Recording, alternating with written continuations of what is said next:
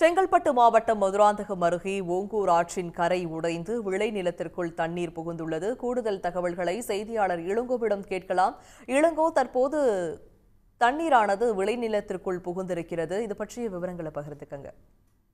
நிச்சயமாக மதுராந்தகம் அருகே ஓங்கூர் ஆற்றின் கரை உடைக்கப்பட்டு சுமார் 1000 ஏக்கர் நெற்பயிர்கள் 3வது நாளாக தண்ணீர் தேங்கி அழுகும் நிலை ஏற்பட்டுள்ளது.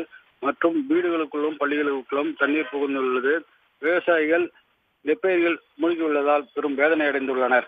செங்கல்பட்டு மாவட்டம் மதுராந்தகம் அடுத்த ஓங்கூர் ஆற்றங்கரை உடைப்பு ஏற்பட்டு ஊருக்குள் புகுந்த வெள்ள நீர் புதுப்பட்டு, விளாம்பட்டு, வெள்ளகொண்டாகரம், புதுக்குழி ஆகிய ஊர்களில் கடுமையாக பாதிக்கப்பட்டுள்ளன. கிராமத்தில் உள்ள சுமார் 1000 ஏக்கர் நெற்பயிர்கள் கதிர்வரும் நிலையில் உள்ள பயிர்கள் அனைத்தும் தண்ணீர் சூழ்ந்து 3வது நாளாக தண்ணீர் வடியாமல் உள்ளதால் அழுகும் நிலை ஏற்பட்டுள்ளது.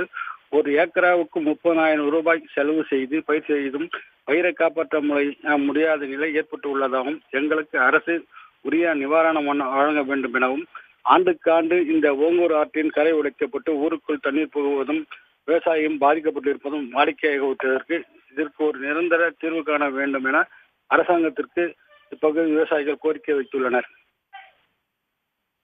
விவரங்களை வழங்கியமைக்கு நன்றி இளங்கோ. உடனுக்குடன் செய்திகளை தெரிந்து கொள்ள சன் நியூஸ் பெல் ஐகானை கிளிக் பண்ணுங்க.